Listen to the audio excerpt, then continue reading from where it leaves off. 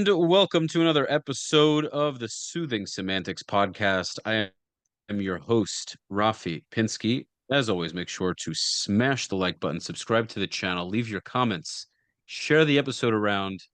Of course, for all of your real estate needs in South Florida, follow Rafi the Realtor on Instagram. Check out my weekly newsletter.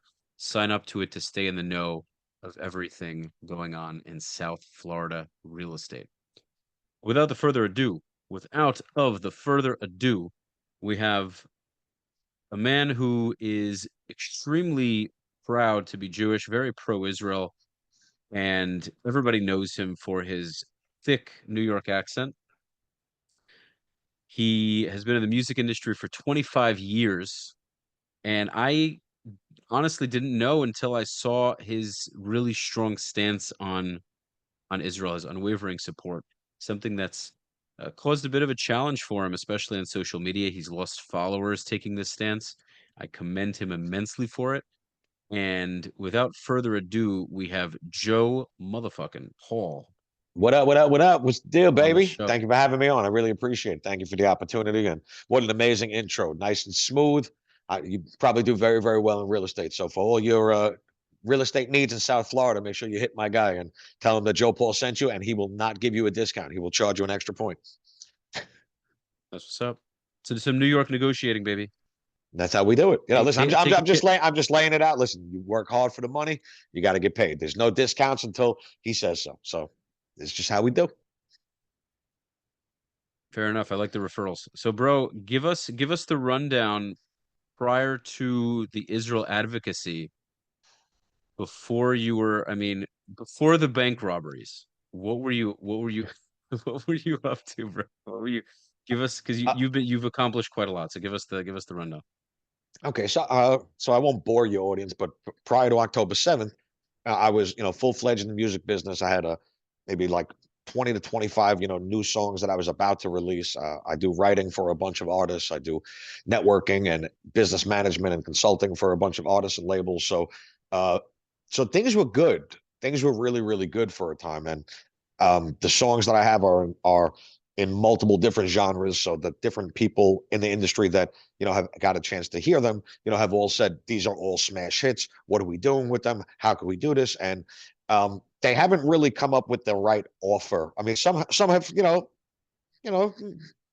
put the as they say, have put their dick on the table and said, listen, this is what we can offer you, and it hasn't been exactly what I've been looking for. But there's a lot of buzz behind it. But as soon as October 7th happened, it was like, who gives a shit about music or anything? Because right now it's like my people are literally it's so I compare it to 1939 Germany, the things that the people felt, following the worst pogroms in Jewish history from 1880 to 1920, where Europe saw basically 1,400 separate different attacks on Jewish people, over the course of those 40 years, claiming close to 250,000 people's lives and caused millions to flee. That was when the Great Migration of Jews started going all over the place. But the catch, all immigration quotas and restrictions basically said, nope, you're Jewish, can't come. You know that thing in the Statue of Liberty that says, give us your tired, your poor, your huddled masses yearning to breathe free. It's by Irving Berlin. Hmm. Unless you're Jewish, it's like, give us your tired, your poor, your huddled masses, give us them all. But if you're Jewish, you got to wait until after Israel declared its independence and Jews actually have a safe place to go. But so prior to October 7th, things were really, really good. And I had a promising career. I had a budding Bobcast, a budding podcast called the Verified Podcast, where I interviewed only verified artists, legends in the music industry, as well as different industries as well. But I focused on music. So just to name a few people, I interviewed like Capone from Capone and Noriega. I interviewed the Freeway Ricky Ross, the guy who basically invented crack. Ari Spears, the famous comedian. I did The guy who the invented crack. That's pretty wild. pretty much. Do you know the story about Freeway Ricky Ross? I mean, amazing Oh, I story. Where definitely don't. I definitely don't. No. Oh well, there's so many different documentaries about this guy.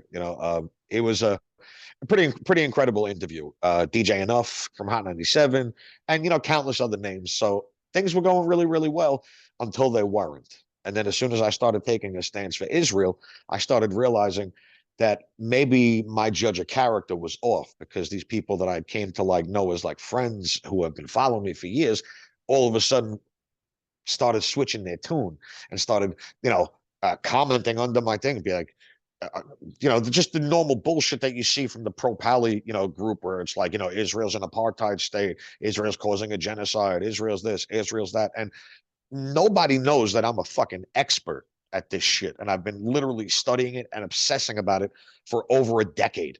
So it's like these people coming out their face and trying to tell me about what Israel is.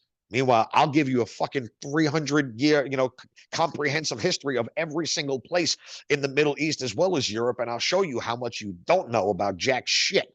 So it's like it caused a lot of rifts, and the confidence that I have, and I guess someone might call it arrogance or obnoxiousness, comes from the array of knowledge that I have. And when you have knowledge about something that's so extensive, nobody could tell you anything, because there's no way you're going to tell me that you studied more than I did. There's no way you're going to tell me that. And I wasn't in school. I didn't study in school. I fucking obsessed because I wanted to know about this shit. I mean, it's a funny story if you want to know why I wanted to know about this shit. You got a couple seconds? Yeah, I mean, we're not going anywhere.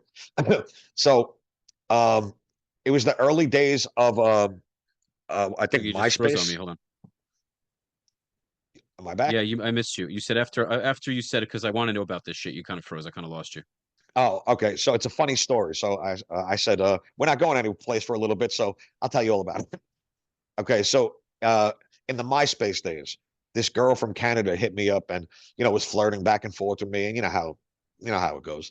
And she wanted me to like fly her out to New York. And I mean, I don't have anything with really spending some money, but I'm not tricking, if you ain't got it, you know what I'm saying? So she wasn't the caliber of girl that I was going to fly out here. And not to say that, I'm shallow like that, but no, I'm not doing that.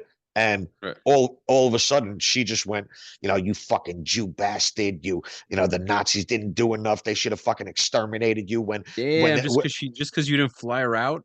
Yep. And Sheesh. here was the biggest thing. She said they should have exterminated you all instead of kicking you out of Spain. And I was like, wait, what? What the fuck you talking? Spain? What the fuck is she talking about? And then I started doing a little research, because I was like, I never want to get double dissed. You know what I'm saying? I never want to Right. get like, called out on my name and then said something that I have no fucking idea about. And then I Right. looked and I was like, oh shit. So the Jews were kicked out of Spain. There were three different types of Jews, even the ones that were converted fully and members of like the higher aristocracy and part of like, the parliament or the church, really. You were still Jewish even 100 years removed. So when the Jews were basically exiled in 1492, which started one of the great diasporas, which basically is the Sephardic community, all the all the Jews that originated, I wouldn't say originated, but did a short stint in Spain and were exiled. That's the Sephardic Jews. When you Right. distinguish between Sephardic, Mizrahi, and Ashkenazi. So I bring up this point to say that this trash bag of a girl calling me, all of this shit about Jews this and Jews that, and mentioning Spain sparked something in me that if I saw her today, I'd probably say thank you, because Her I ne- hatred, actually, yeah, her hatred opened your mind, and you started going on a fucking journey of knowledge. right. How don't I? And this is the start in a grand cosmic scheme of things. The fact that I didn't know about that and she did, that's a problem. The Yeah. fact that Jewish people as a whole don't know our story is a problem. The Yeah. fact that we don't tell other people our story is a problem, and the reason we're in this mess. There's an expression, an old Jewish expression, like when we have holiday dinners. They tried to kill us. We survived. Let's eat. Right. Short, simple. Let's not talk about, how, you know, we got molested back in the day, and we're traumatized from it. Let's just try to move on, move past it. It happened. But in a sense, that's why Jewish people are in this mess today, because we failed to tell our story. We let everyone else shape our narrative.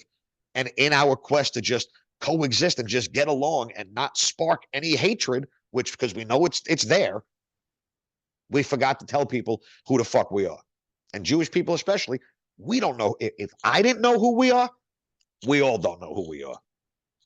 But now that I know it, I'm teaching every last motherfucker that'll listen. So Wow. prior to Yeah. October 7th, things were good.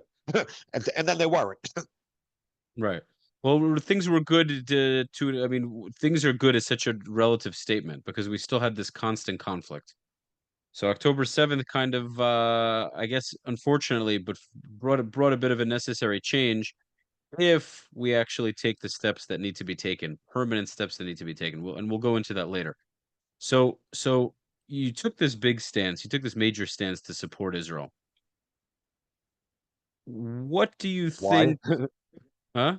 I thought you were going to say, why? Well, why is a good question, but you did give me one answer, which is a major answer. You feel like Jews need to know where they come from and what they've gone through.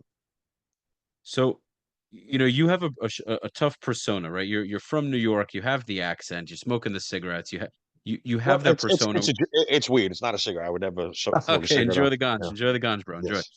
So you have a tough persona to you. Do you think, and I very much believe this, do you think that an issue largely, especially with diaspora Jews, is that they don't stand up for themselves enough? Would you Yes. say that's a common issue? Yes. Yes. They've got complacent and complicit. They've gotten so used to, you know, not having to defend themselves that the fact of even thinking about defending themselves scares them. Because a lot Right. of Jews live a, I don't want to classify Jews as like meager people or,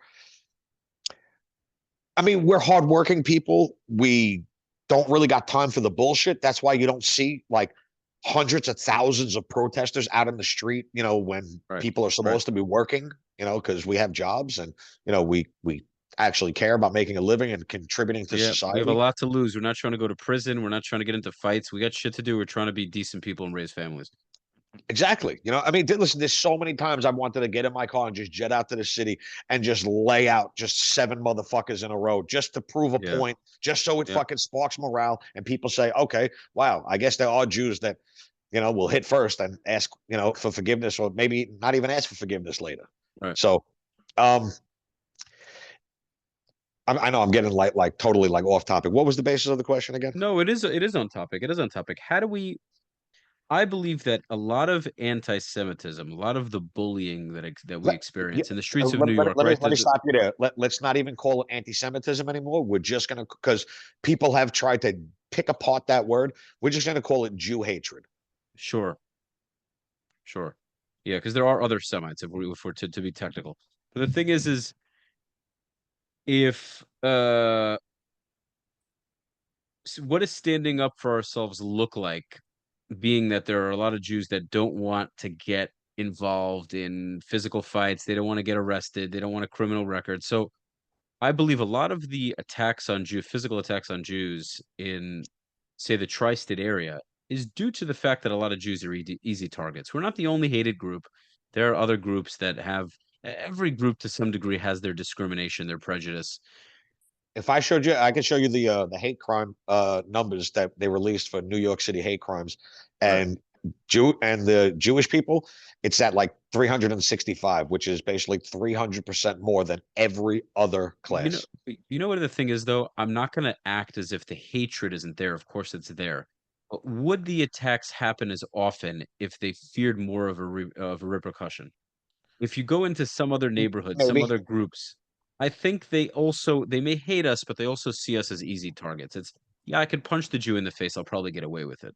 I could knock over some Jewish lady's shopping cart, nobody's going to do anything. I could yell the K word in the middle of a Jewish neighborhood, probably nothing's going to happen. I think it's not that I'm condoning violence. It's that I think sometimes there needs to be a reaction, that a collective reaction that says, you might hate us, but it's not worth it. I agree. I mean, it's really, really stupid to hate people because of a. And I hate. I don't want to just use religion because Judaism, and being Jewish is not just a religion. It's an ancient ethnic, suitcase that basically, has a lot of unpacking in it. So, Right. but it's so just fucking like 2,000 years ago to hate somebody just because they are something else. It's Right. one thing, it's one thing to hate a group of people that hate you. I mean, I completely understand. Like, I mean, the radical Muslims or radical Islam, I fucking hate all of them. And Right. I have a great reason to do so because they want me dead. So I Yeah. mean, Yeah. if there's ever going to be a good reason, but to just simply hate for the sake of hating, hating is a learned behavior. So Right. whether it's society or negligence in parenting, hate is a learned behavior. And the fact that people learn to do it and are so okay with it, fucking Kanye West on fucking Drink Champs, I wish he would have just shut his fucking mouth because he basically just said, hey, it's cool to hate Jews with all the shit that he did. Like it almost Right. like he unlocked the fucking, the gate that was holding all the anti-Semitism back because it was shunned upon, if you did it in public. And then all of a sudden, Kanye West, one of the biggest stars in the fucking universe, goes DEFCON 5 or DEFCON 3 on Jews Yeah. and Yeah. just double backs and just fucking lays into it. And Right. it became cool to hate Jews. Yeah, but it's always been that way. I think a lot of it, a lot of it is how But we handle it. it's been undercover. It's been undercover You until know what? Maybe Kanye that's made not it always cool. such a good thing. Maybe that's not such a good thing. I'm saying like it's not that we should want it to be overt. I think we have to learn how to deal with it, and the best way to deal with it is to tackle it head on. Not to try to hide from it, ignore it, pay no attention to it. Sometimes you have to be very aggressive in the response. It's tough And when majority of what deems as being a good parent is if somebody, gets in your face to walk away, rather than engage. I mean, you'll find very, very few people that say, yeah, throw the first punch, and get arrested. It I'm not saying every time. What I mean is as a collective is if but you you're right start though. to have You're right if though. And I want to touch on that because it really Jews, we should use some of our stereotypes in our favor. Meaning we're good people. Mhm. We're productive members of society. We contribute to civilization. We pay our taxes. We are on time with our rent. Majority of us have never really been in trouble. So Right. therefore, if it comes down to it where somebody is in your face, the likelihood is that on paper, you look better than that person that's fucking up in your face. So if you hit them, chances are the judge will probably go easy on you, considering that the person that is in your face probably has a lot of shit wrong, probably doesn't pay his taxes, doesn't look as good as you on paper. So the fact that we're Jews and we are good members of society, sometimes we should use that to our advantage and maybe hit first. It's I an know, interesting take. yeah, I'm not trying to like advocate for violence, but I'm trying to think a we little. shouldn't play the defensive all the time. Yeah, I'm trying to think a little deeper in terms of like how we work as a collective. I'm not what I'm saying is not to go punch people, not to go punching people in the face. Sometimes I believe it's necessary, but it's more about how a community handles it, right? So if you have all of these pro-Palestinian protesters coming into a Jewish neighborhood to provoke them, knowing that this community is not going to change anything on the ground there, and they're just going because they feel they can scare the neighborhood and provoke the neighborhood, then the Jewish community should come out very powerfully and essentially drive them out of the neighborhood. That's what they should do. Okay? Because that's what other people would do. If a bunch of blue people, whoever people, came into an Italian neighborhood and started provoking Italians, they probably wouldn't tolerate it. And people know they wouldn't tolerate it, so they wouldn't do it. The reason why they do it a lot in these Jewish neighborhoods is because they know the Because they Jews are going feel to like they can tolerate get it. away with it. They get away with it. And it's not it, yes, sure there's hatred, but it's the fact that they know they can. If they knew they couldn't, they probably wouldn't. This is just human nature. And so there has to be you need to create a deterrent. You need to be more proactive instead of reactive. It's much Well, much now better that way. it's a different landscape now.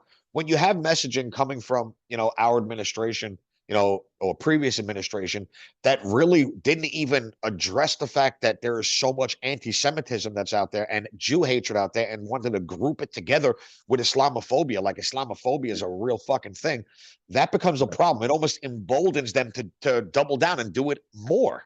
It's like Right. the fact that and I'm not Biden bashing. I'm not, Trump praising. I'm just calling out the shit that I see. When Biden said the protesters have a point, that literally gave them a license to do what the fuck they wanted to do in terms of Right. keeping hating Jews, screaming for death of the Jews, death to the Zionists, calling for the Intifada. It became a real problem, and it's very frustrating because on top of that, there's Jewish suppression on social media. There's all the media outlets that are reporting completely biased and taking fucking Hamas's rhetoric from the Gaza Ministry of Health, which is run by Hamas, and making it like that's the absolute gospel and people are believing it like that's the truth. The fact that Biden didn't stand up and say Israel's not committing a genocide, you fucking idiots, stop Right. fucking saying it, that hurt. Yeah, I don't even know. I'm not the problem is I'm not even surprised though. I'm more interested in saying, I don't give a shit if you hate me, but you're gonna respect me. I don't need people who don't like me to like me. That's the thing, is these people who hate us, I don't need them to I never like. cared about being liked. It's like Yeah, so that's I what I'm know the saying people is that are close to me like me, and I don't. I'm not prejudiced. I hate everyone equally, but I also love that's everyone what's equally. up, bro. That's what's up. The thing is I don't think crying anti-Semitism does anything. That's kind of my point. Is yeah, acknowledge it, and the government should do some things about it. The But word has us, almost been devalued. we need to stand up to it, not complain that it exists. We know it exists. We keep so much anti-Semitism. Why are you surprised? That's what I understand. Why are Jews constantly so surprised by it? It's always going to be there. It always has been. Be you and just live the way you need to live and stand on business. Put your balls on the table. Or if you're a lady, put your metaphorical balls on the table. Or your whatever you want to put on the table, put it on. Whatever you identify as, put something on the Put table. them up, put something on the table. I believe more in pride and less about complaining. And in the general, it's not that Jews complain. Jews are very much the types of people, as you mentioned, that do things despite challenges. We get things done. We accomplish. We are resilient. Isn't there's no word to describe how resilient we are. But in terms of complaining about anti-Semitism, we should know better at this point. It is what it is. It exists. It comes with the territory of being who we are. So I think it's not really about complaining about anti-Semitism. It's addressing the fact that there's a metamorph. Oh, Jesus Christ. Um, uh, metamorphosis, a I was metamorphic. gonna yeah metamorphical type of transition that the anti whatever word you said works a lot better. We'll cut this out. Um, All right. how it morphs over the generations, and it's almost about not complaining about it, but it's almost about how to spot it and what is anti-Semitism and what is not. Because a Right. lot of times people will call out things and say it's anti-Semitism when it's really not. It's like Right. just criticizing the government in Israel is not anti-Semitic. It's Right. not. Now you might consider it, anti-Jew because depending on what you're criticizing about what they're doing, that might show a little favoritism to one side or not. But everything is not anti-Semitic and everything is not Jew hate. But Right. addressing what exactly is and how it can be construed as anti-Semitic or Jew hate, I think that's where the it's a constant evolution. If I could, that's the best word. It's an evolving virus that takes a lot of different forms over the years. For sure, for sure. I Yeah, think he I froze on do me. think that we're a little Now too you back. quick to jump the gun. I think we're very quick to label everything anti-Semitism. We got to chill a little bit. Not everything just because someone's criticizing, even criticizing Jewish people. Let's chill out a little bit. In my opinion, because then it kind of dumbs down. Then if everything is anti-Semitic, then nothing's anti-Semitic. Agreed. We need to be able to decipher who is the person that's saying what they're saying? Are they actual haters or are they people who have genuine criticisms? If you can't if no one can criticize anything about us, then I think our skin really is not thick enough, and we gotta grow a little bit thicker skin. And I understand this the fear. I'm not saying I'm not insensitive to the fact that we've gone through tremendous persecution, and I'm not condoning bad speak about Jewish people. But we live in a free country. We need to be if we live in a free country with free speech, there needs to be an allowance to say certain things, even if we don't like them. Now, there's a difference between something that can cause violence upon us and Well, something that I'll create the parallel because right, I went through this in my head. like 1,000 times. If Right. you had people protesting in front of a college saying, "Throw all the queers off the roof," No, that's different. So no, that's unacceptable. That's unacceptable. okay, That's that's the for same. that's not free That's speech global. anymore. That's yeah. That's globalized the Intifada. I don't know if you're familiar with what the Intifadas were, Of and course I was. I was in the army, Joe. oh, okay. Thank you for your service. Oh, that's right. Thank you for your service. I totally fucking forgot. Yeah, it's all So, good. It's all good. It's all good. Yeah, but so dude, but people that's don't. They don't realize that, and I hate that people try to like pass off the first Intifada like it was just a right, couple of young kids throwing like little rocks at the IDF. We're talking about like right. a group of 75 people throwing boulders Yeah. at the IDF soldiers. So it's so calling for the Intifada and from the river to the sea, which means the extinction of all the Jews. The fact that that's allowed is it's almost like if I were to stand in the middle of a college campus and say, you know, let's build as many trees and make as many ropes as possible so we could create nooses. It's like I would be killed. Like I would be tackled and fucking just obliterated like right then and there. And what they're doing on those campuses is the exact same thing that I just said. And nobody better You clickbait see, this, clickbait you this, and see say, the "Oh, look, Joe Paul's racist. He wants." the truth is, Joe, this is kind of if you really think about it, let's be very honest here. We are not a violent people now. We really aren't. And so you can have, and we're also a small group of people in general, but there are many of us in New York, millions of us. We allow things like globalize the Intifada to be said and don't do anything about it. Whereas I believe that other ethnic groups, if people were gathering in groups saying those things, other groups would probably be doing things physically. Yep. Okay. They Yeah. would There's a go reason. at There's a them. reason why I can't say the trees and the ropes because I'd get tackled and obliterated before, and nobody So, would but want that to you see try to. that's a weakness we have. Meaning, on one hand, I love that we're so peaceful and we're very successful because we think before we do things. We're not impulsive like that. We go, what is what is for the greater good of my wife, my children, my community? Am I going to just go with 20 other people and burn down a local neighborhood because that neighborhood started to say, horrible things? Now, No. would that deter that neighborhood maybe from doing it again? Very possibly. That may also put me in jail for a few years. And I don't know if that's worth the squeeze. The juice is worth the squeeze. And so our thinking before we do things allows us to go very far. The problem is it also emboldens people to go out in the thousands and say globalize the Intifada, which essentially means kill the Jews. And we're relying on the local government to take care of it for us. And understandably so, meaning understandably so, but it comes at a cost. Because when we rely on the police, the government completely without us willing to take any kind of action, the enemy, the people that hates you, the person or people that hates you knows that without that police department, without that government agency, what have you, they can do whatever they damn well please. And if that police force, government agency, whatever you want to call it, doesn't want to support us anymore, doesn't want to protect us anymore, we are fucked if we don't do something about it. So that's why You the know what you JDL. Hold on, but you let know me what just you finish. just described? Go ahead. Yeah, Go ahead. Go. that's why the JDL was instituted back in the day, and it honestly worked. And and listen, man, I'm pretty hardcore. I've said these kinds of things on my show.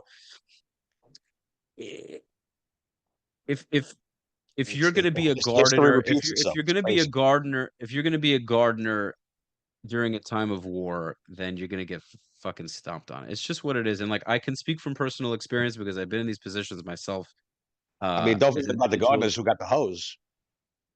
Yeah,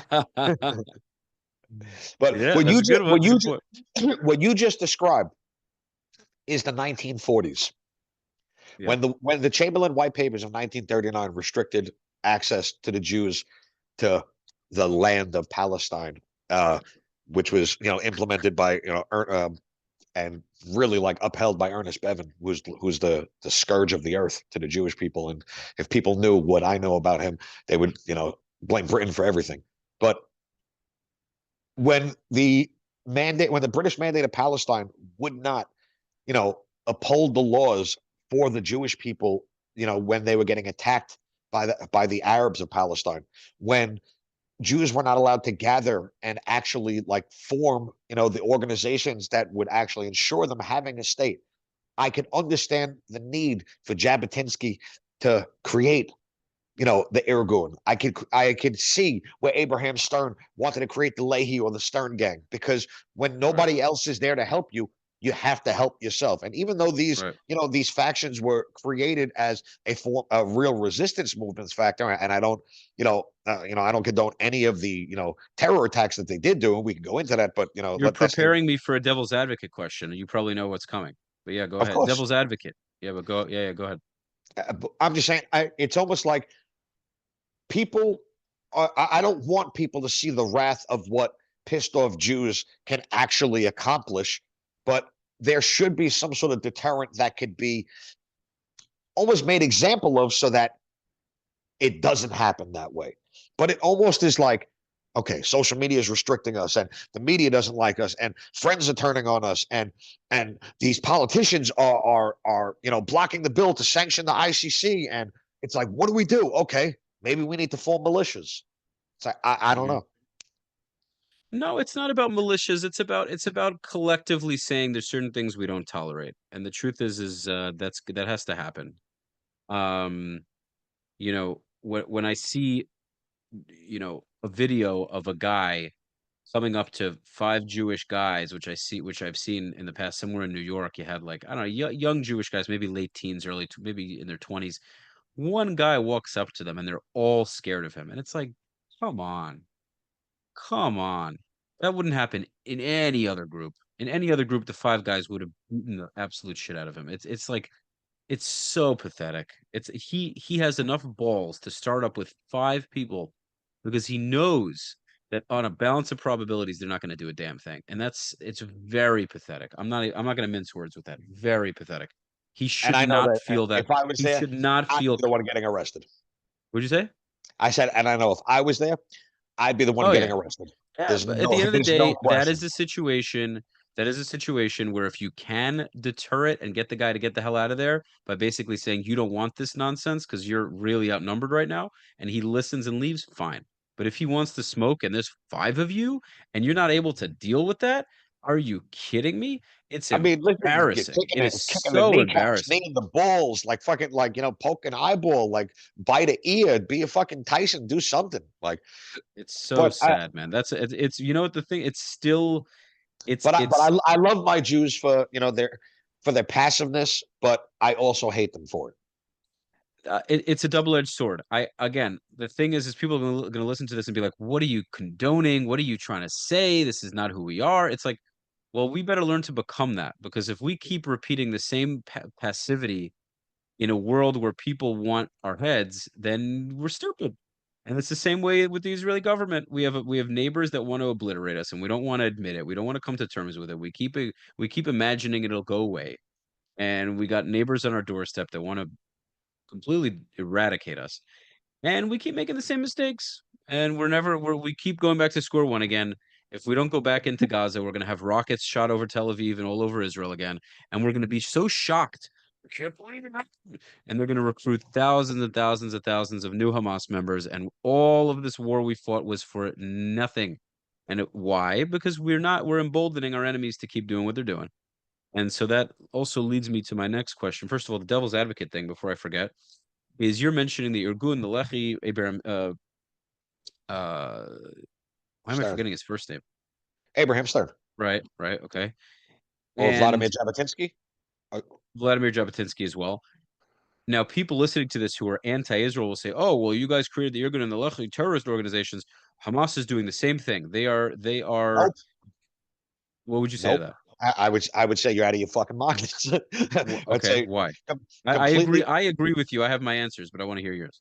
completely two different ideologies. When it comes to Zionism, there's two components of Zionism. There's the, Jews can, self-determine in their ancestral homeland. And then the second component is the practical application of that dream. And there's going to be different forms of Zionism for different generations based on what is going on the ground. So when it comes to an ideological position, the Zionism factor had to change and, morph over time based on the real life threat and factors that were on the ground. But when it comes to Hamas, their sole ideology is the eradication of all the Jews from Israel, never actually, doing. And that's why this deal that they're doing right now is part of what's called a hudna, or a fake ceasefire, where they pretend to do any sort of righteous, acts. Even so, the fact that we actually got hostages back is incredible, but it is sacrilegious to the core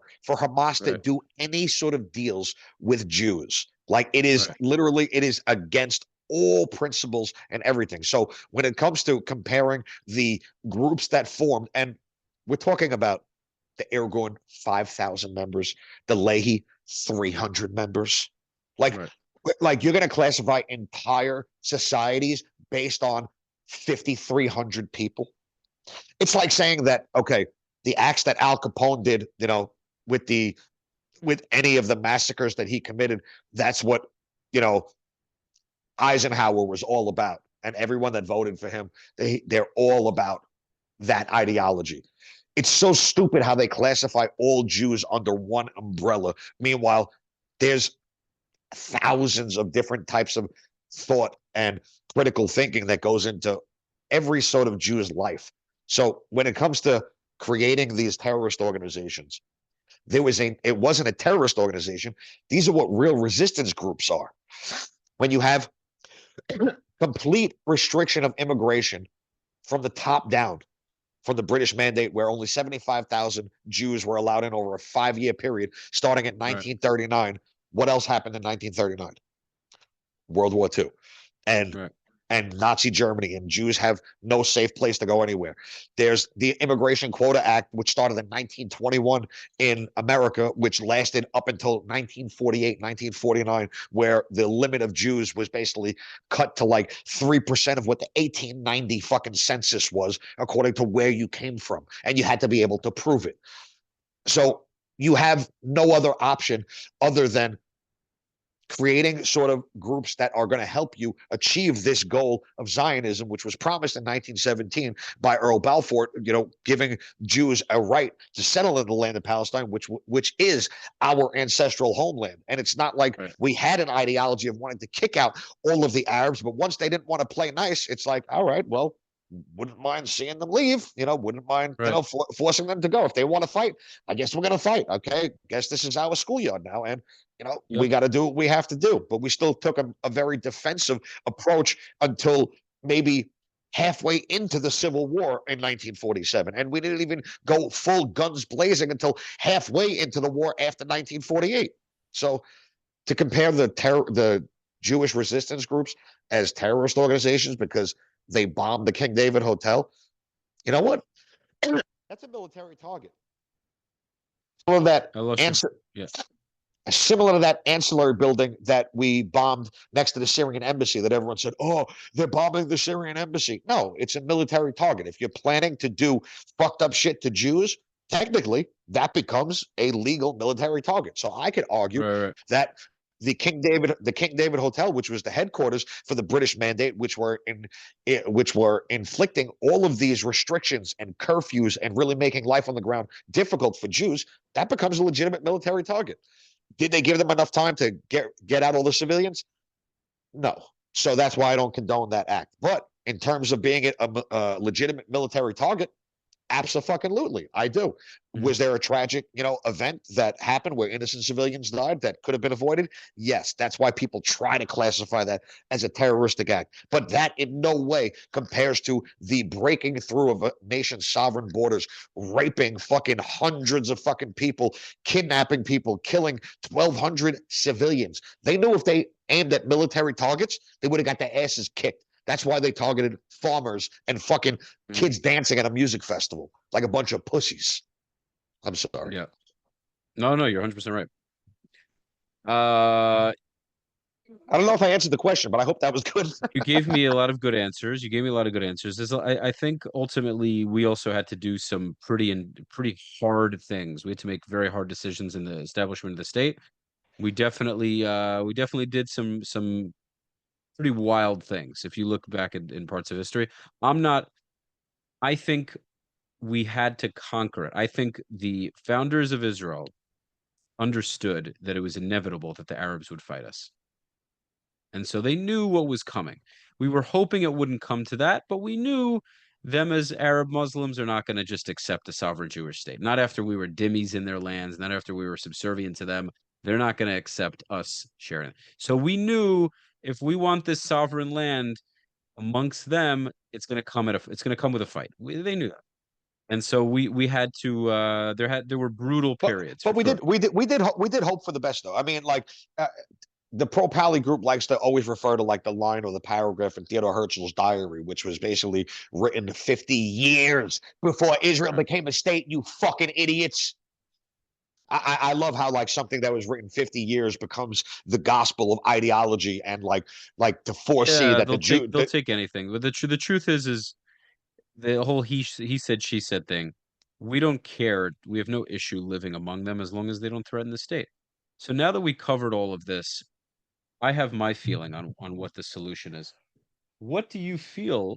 What do we do now with Gaza and the West Bank? What's your take? One states, two states, taking the whole. I mean, I have my. I think you heard my on when you joined Tal's thing. yes. You heard my take. Yep. Yeah. And But that's one solution. Israel needs to be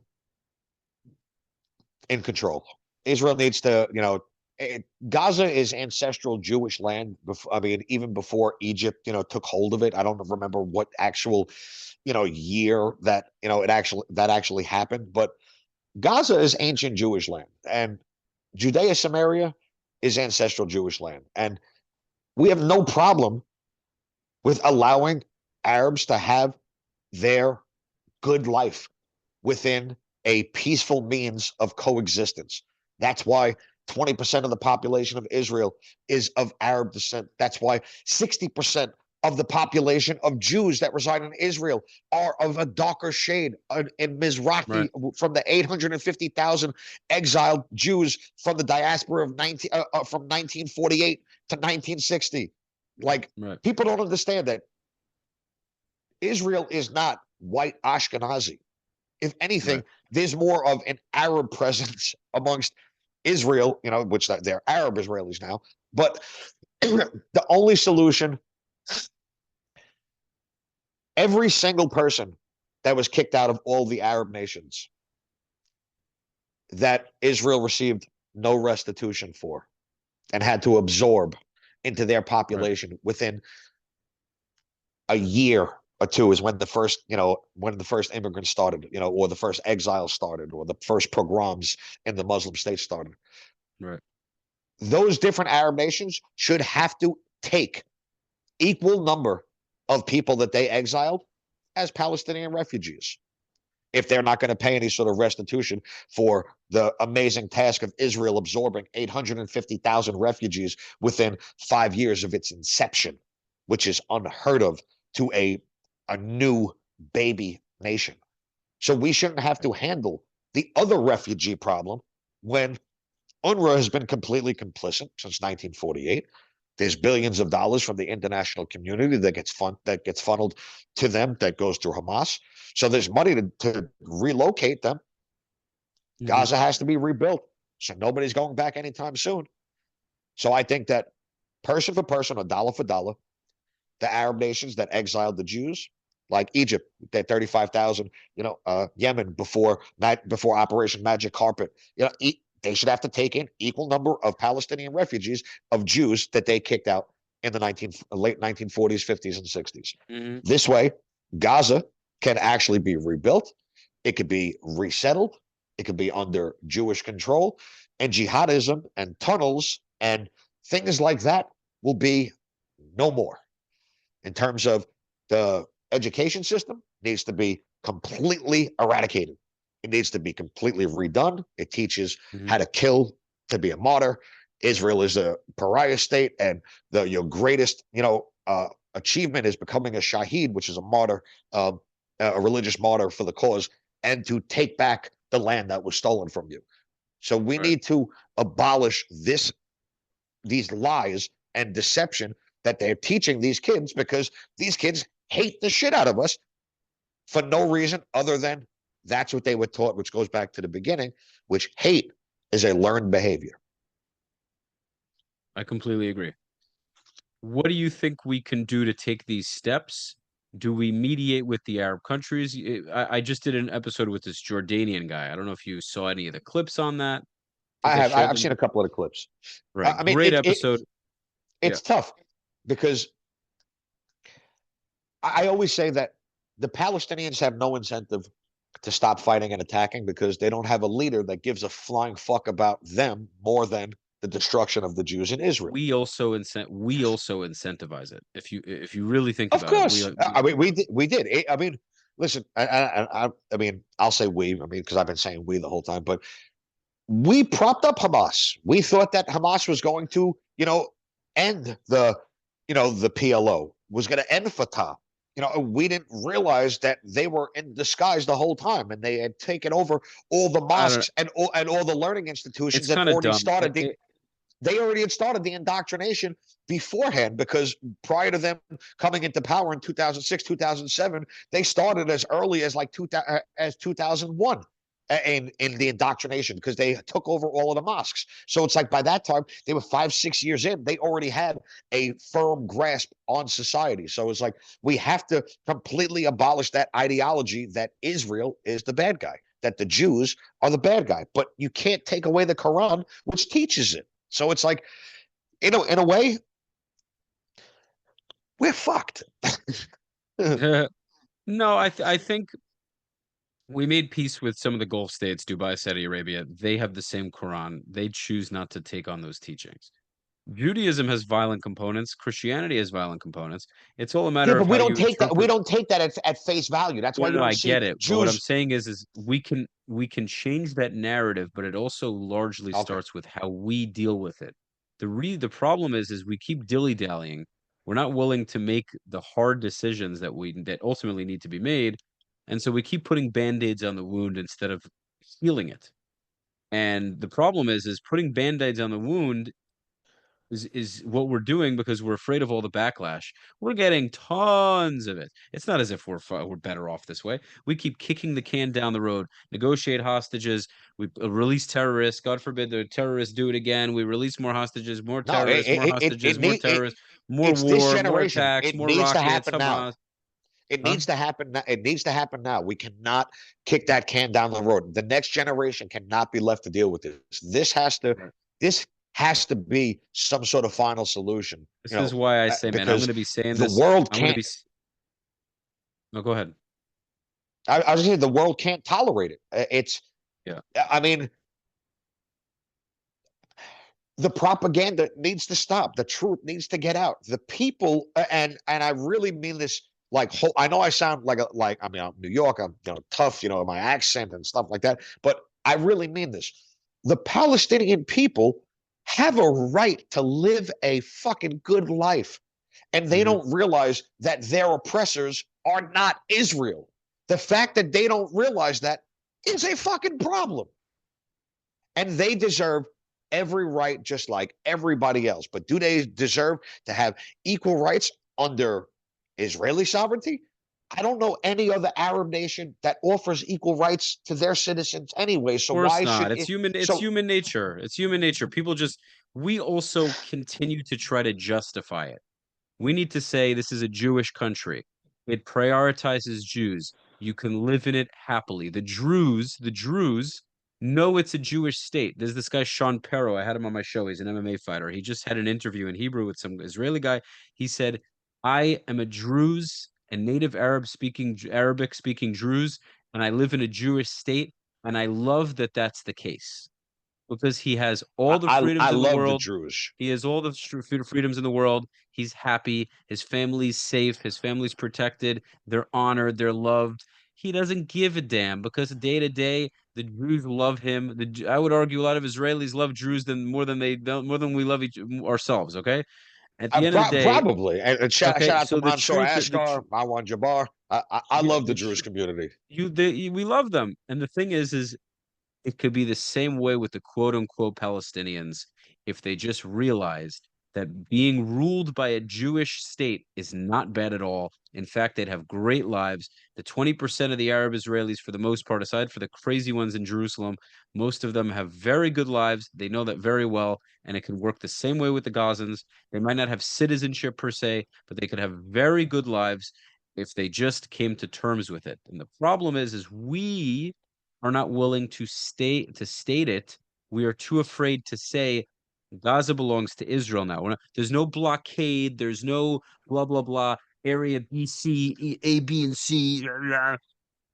West Bank is Judea and Samaria. It belongs to Israel. Gaza is part of Israel. Israel. There's no Palestine. Never was. Never will be. Do you accept that? No, I'm going to keep killing you. Okay, you got to go, or we are going to get rid of you. Oh, but that's not fair. I don't care. No, You nobody want said you life's want fair. hold on. Nobody ever said It life wasn't is fair. fair.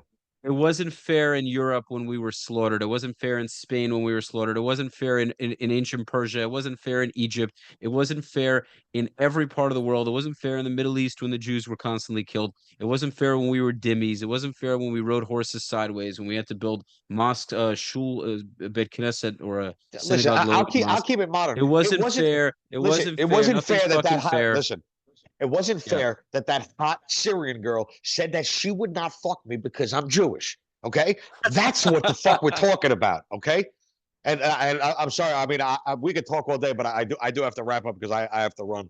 But so if you have any like last questions, please. I mean, I'm having a Okay, blast. You know, you this got is to a wrap up. so, You got to wrap up yeah. soon. All right. It's such a great Okay. conversation. I hate to cut it short, but unfortunately, I have to take care of some business. Got it. Okay. So the point is here, we need to do what we pretty much know, and Trump is even mentioning it. If the Gazans and West Bankers want to stay, no problem. You follow the rules of Israel. You are now living in a Jewish state. Jewish state. You're okay with it? You want to live with us? Fantastic. If you don't, bye-bye. This is it. Period. This is what's going to have to happen. Like, really, this is what's going to have to happen. And I say this out of love because it's going to be better for everybody. I mean, So, the problem really needs to be addressed with how the WAC, which is the governing body of the Temple Mount, is allows, or actually say doesn't allow Jews to pray there. It needs to be an international place of prayer that everyone can utilize and recognize the fact that the apartheid against Jewish people, that mhm, we can't pray at our holiest of holy fucking places in the right. universe. I mean, I'm not. Listen, I'm not as radical to say, like fucking bomb Alaska and like rebuild the third temple, or anything like that. But if they don't want to play Yeah, nice, it's I'm letting God decide that one. I'm not taking part in any of these attempts to destroy the mosque. I'm like, say, now, relax with that one. listen. I kind of like the way it looks with the gold dome. It's very symbolic of Israel. I think it would be crazy to get rid of it, to tell you the truth. But we need to build the third temple. That goes without saying. But Well, I mean, yeah, if that's a the whole separate rabbit hole. I mean, yeah. I mean, I'm not saying to build it like on top of Alaska, but the actual location where the temple was is like in the vicinity where it shouldn't really interfere. It might like block the sun sometimes from hitting it if we rebuild it, but that's neither here nor there. But to end off, the the citizens of the Judea, Samaria, West Bank areas A and B, if they can learn to live in peace with the Jewish people and not want to kill them every single time they have a chance to, Mhm. then there's a chance for peace. Unfortunately, they've been taught to hate us for a long time, and it's going to take a little bit of a major effort to de-radicalize everyone. So, and it doesn't help things when you do have, I mean, even though I might agree with some of the things that Ben Gavir says or Smoltris says, they do, fly off the hinges from time to time, and Mhm. and they classify all the settlers or all the inhabitants of Judeo-Samarian Area C as that way of thinking, when I know that there's no way that all of them think like that. There is a coexistence that can be had. These people are our fucking cousins, for Christ's sake. Yeah. It's funny that I'm saying like cousins for Christ's sake. I'm involving all three religions right there. Okay, But listen, unfortunately, just because they're family doesn't mean that, meaning we should do it. Listen, I want to live in peace with them, but there are some people that cannot stand their relatives. Just because you're blood related to somebody doesn't mean it's a good match. So well said. that's Good note to end on. again, I want to make it worse. So sometimes friends are better than family. It happens. It happens. Everybody has situations like that. All right. Well, That's why I love strangers. without ladies and gents, thank you so much for joining me for another discussion on the Soothing Semantics podcast, episode 203. We got Joe fucking Paul on the podcast today. I don't have a stick of an accent, unfortunately, but we got him here. He gave us a nice bit of 2 cents. And I appreciate you coming on. You're the man, bro. I appreciate your no nonsense, no bullshit approach to everything going on now. I support what you're doing. Keep kicking ass. I look forward Thank to you. eventually meeting you in person. Yes, And absolutely. where can people find you real quick? The easiest place, Instagram. Just type in that's IAM, Joe Paul, JOPAUL. There's no E in the Paul, just Joe Paul. One name, just like Prince. That's the easiest way to find me. My links in my bio from, for YouTube. Check out my podcast. I've interviewed some amazing people.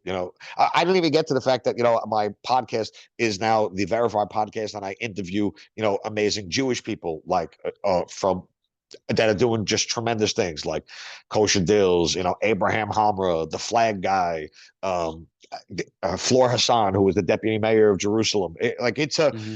There's some amazing Jews out there, and I'm just trying to whatever little, I don't know, clout that I have from hip hop, I could, maybe shine a light on these amazing Jewish people that everyone should know that they're doing some tremendous things. So follow me on Instagram, follow me on YouTube. Make sure when you watch this video, make sure you hit like and comment it. If you hate it, I don't know what to say. I love you anyway. Peace and love. Fair enough. The man has spoken, as have I. This has been another episode of the Soothing Semantics podcast. Until next time, peace.